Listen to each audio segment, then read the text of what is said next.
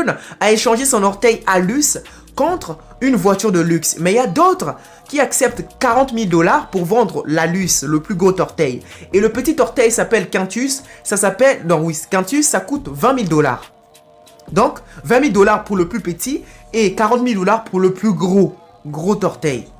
Alors moi, je me pose la question, est-ce que c'est normal? Essayez un peu de réagir dans les commentaires. Alors, que font les gens qui achètent ces orteils avec les orteils qu'ils reçoivent de ces jeunes qui les vendent? Point d'interrogation. Moi, je...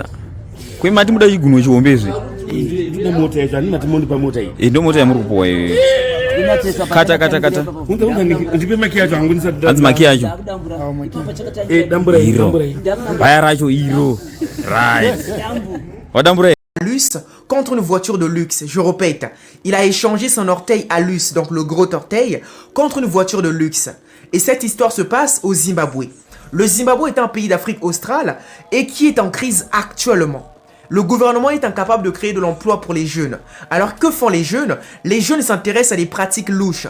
Il y a des hommes riches au Zimbabwe qui font appel à des jeunes et leur proposent 20 000 $ contre les orteils. J'arrive.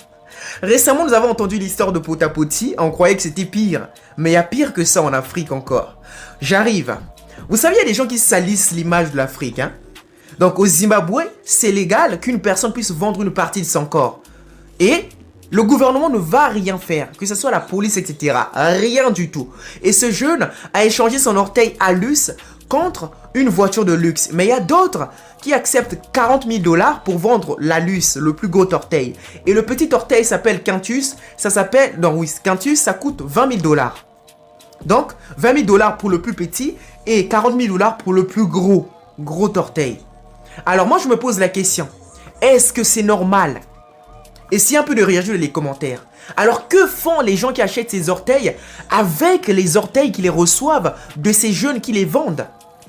Point d'interrogation. Moi, je pense que c'est pour des pratiques mystiques. Et l'argent que les gens qui achètent ces orteils reçoivent en retour, parce que ces gens-là aussi, je pense, partent les vendre ailleurs. Ou bien c'est pour les sacrifices, leurs rituels sataniques. Et ces gens reçoivent des millions et donnent au moins même pas 1% d'argent chez les gens qui les vendent. Vous voyez ce que je veux dire? Et c'est bizarre en fait. Il y a des choses qui se passent dans le monde. Récemment, il y a l'histoire de Potapoti qui a explosé. Mais là, je pense que c'est pire que ça en fait. Bon, essayez un peu de faire la différence. Une personne qui mange le caca et personne ne voit lorsqu'il le mange. Et une personne qui vend ses orteils. Parce qu'il y a d'autres qui vendent tout le pied. Ils vendent tout le pied. Tous les orteils, ils les vendent. Comme vous le voyez là, en photo. Bon, essayez un peu de faire la différence. Tu préfères manger du caca ou ça? Déjà, moi, les deux, je préfère rien du tout les deux. Mais je sais qu'il y a des gens qui mangent du caca qui me suivent aussi. Donc, choisis le caca, choisis l'orteil. Donc, il y a pire que ça, en fait. Donc, la famille, essayez un peu de réagir dans les commentaires. Donnez votre point de vue sur ce sujet, sur cette histoire qui explose actuellement au Zimbabwe. Vraiment, ça doit être illégal. Ça salit l'image de l'Afrique. Les gens peuvent croire que c'est seulement en Afrique que les gens souffrent réellement. Or qu'il y a beaucoup de pays dans plusieurs continents. Par exemple, le continent américain. Il y a l'Amérique du Sud où les gens souffrent plus que parfois en Afrique. Mais les gens ne disent rien à ce sujet. En Inde, il y a des gens qui souffrent, en Asie. Mais lorsque les gens voient ce genre de trucs, ils voient... En fait, ces gens voient qu'il y a des gens en Afrique qui vendent leur partie du corps. Et que le pays légalise ça.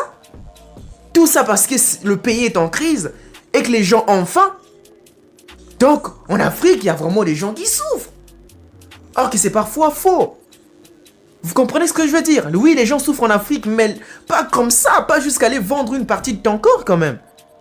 Donc la famille, c'est ce que j'ai voulu vous partager aujourd'hui.